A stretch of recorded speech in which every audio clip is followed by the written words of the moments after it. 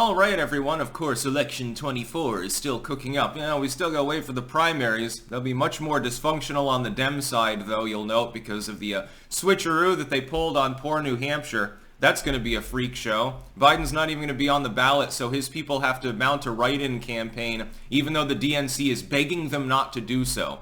They're begging them, please, don't justify New Hampshire at all. By the way, this isn't going to affect New Hampshire's polling in the general election when you've alienated large chunks of the Democratic population there in order to try to win South Carolina. They're pulling a switcheroo. They figure, the 3 electoral votes in New Hampshire mean nothing compared to the, 14, 15 from South Carolina. I can't remember the last updated count. New polling, though, shows Donald Trump absolutely crushing everyone in his path.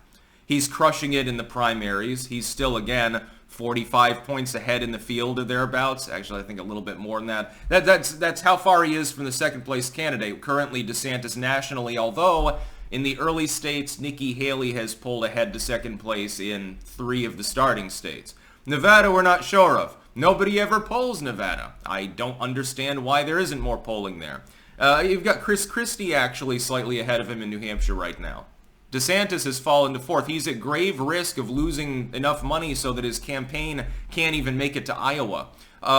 There's a risk that actually happens. He'd be well warned. If you think you're going to get humiliated in the starting states, it's probably time to at least consider the possibility of dropping out. You can still salvage a political career. You can run for the Senate seat in Florida or something like that. You get the name recognition. It'd probably work. DeSantis for the Senate. That's perfectly fine with me, by the way.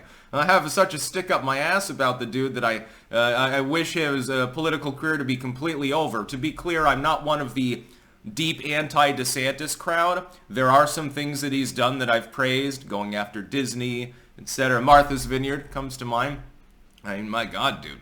But Trump is now ahead in virtually all of the available recent polling against Biden as well in the general. This remains the case, as I predicted, and pretty much every other political commentator got this wrong. They said if RFK Jr. gets in, Trump's done. Totally gone. He's gonna sink, and Biden is gonna outmatch him easily.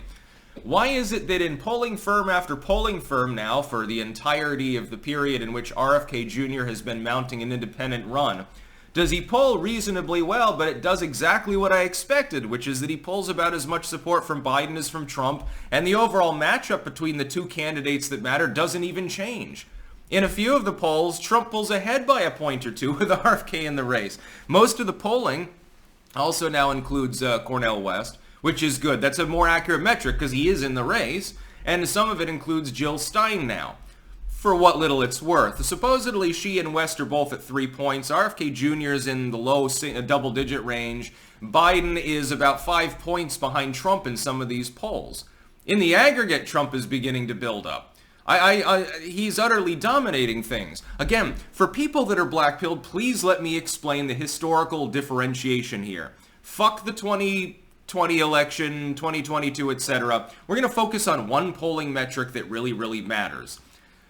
It's, well, technically the matchup state polling too. Trump's ahead in all of those polls for the most part as well, unless you count Wisconsin. So, again, that metric is much more positive than it was in 2016 or 2020 as well. At this point in the race, check the goddamn numbers. Trump was 10 points behind Biden at this point in 2020. He was about 4.5 points behind Hillary Clinton at this point.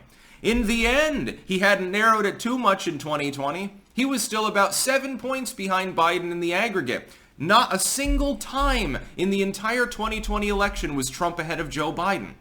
In the aggregate, at least. There were like 2 polls in the whole polling period that showed him a point or 2 ahead at Biden's darkest hour.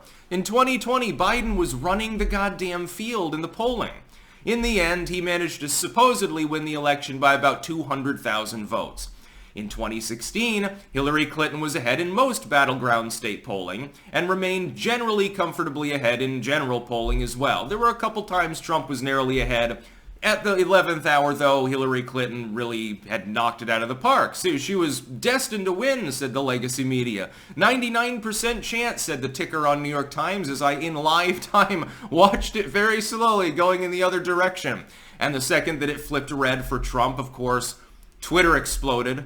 Chats all over the internet exploded. It was a freak show. I wish I could relive that night a couple more times. Like, I wish that the machine from Fallout 4 that allowed you to relive your memories was real, because I would go back to that night once in a while just to chuckle. Also go back to the Chaz Garden period. Oh my god, you should have seen me over here laughing my ass off. Liz will attest. But he was never ahead in 2020. He was barely ahead occasionally in 2016. He won 2016 handily in the electoral count, although more narrowly in general voting. So what the fuck do I think is most likely to happen here if he's pacing well ahead? Again, he's got an almost insurmountable lead in Georgia by now. He's like 8 points ahead there. He was narrowly ahead in 2016, I think by a couple points. In 2020, I think in the end, Biden was narrowly ahead. And he supposedly, again, he won that state with the help of certain companies that make voting machines that we are not allowed to mention without getting a lawsuit, I think. He's dominating. He's running so far ahead of where he was in 2016. I think and here's the reasons why. Number one is the economy, stupid. Joe Biden is simply not doing a good job with the economy. When the legacy media keeps putting out these very clearly astroturfed articles, well, the economy is good, but the people don't recognize it. How can we change their minds? You couldn't get a more ringing endorsement of Biden now, could you, you fluff peacemakers? It's kind of clear who actually wrote that article. It's a staffer at the White House. They're feeding economic information. Self-professedly, it's been acknowledged by the media itself to the legacy media. Oliver Darcy told us that this was happening earlier this year. It's explicit. Yes, the DNC is quite literally using the corporate apparatus of the press to try to lie to people about the economy. Their latest step is to try to astroturf the idea that it's self-evidently good and people are just ignorant about it. Yeah, well, you go to the grocery store and get sticker shock. That's your own ignorance kicking in. To be clear, Biden is telling you that you're ignorant if you worry about the financial situation in your household. Yeah, I had to take out a credit card to get groceries because I couldn't swing a second job because I got 5 kids. Thanks, Joe. Let's go, Brandon. It's real cool. It's like, cool clock, Ahmed. You remember that meme from the Obama era. New polling is based partially on that. It's the economy. Partially on the border crisis. Of course, no steps have been taken to try to solve that situation. Partially, I think, on war alienation, but generally foreign stuff is less important.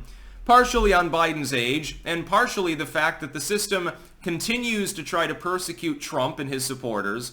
Again, self-evidently, although the media typically doesn't report on it too much, or they spin it wildly. Well, we're just trying to tackle disinformation. I think it was ABC News or NBC, one of these, had an article a few days ago that I was going to cover but didn't get around to it. And they were talking about how the media was upset because the tools to suppress disinformation are being throttled by the courts. You mean the tools to censor law-abiding political speech by U.S. citizens on behalf of the Biden administration? I'm sure, of course you're upset. For the first time in a while, you've got an administration that's willing to do more than throw you breadcrumbs. It's very buddy-buddy with you and even writes your articles for you, making your job easier. Of course you want Biden reelected. I don't think that the third partyists matter much. Although I suppose the entry of a couple of leftists with name recognition helps to drain a few 100,000 Biden votes away. RFK Jr. is not doing jack. He's appealing broadly to a Union Dem backbone that's half Trump and half Biden. The more partisan they are, the more likely they're to stick with Biden. But they're fleeing to RFK Jr. because he's also a Democrat, even though he's got an independent bid. And they're really worried about that. I predicted that would be the case with RFK Jr. No real impact on the race. Trump still crushing it in matchup after matchup, regardless of who's in the race. If Manchin gets in, I think that hurts Biden a little bit at least. Although, again, as I said before, I think he probably drains more from RFK Jr. than from Biden. Certainly more than from Trump. That's about all. Peace out.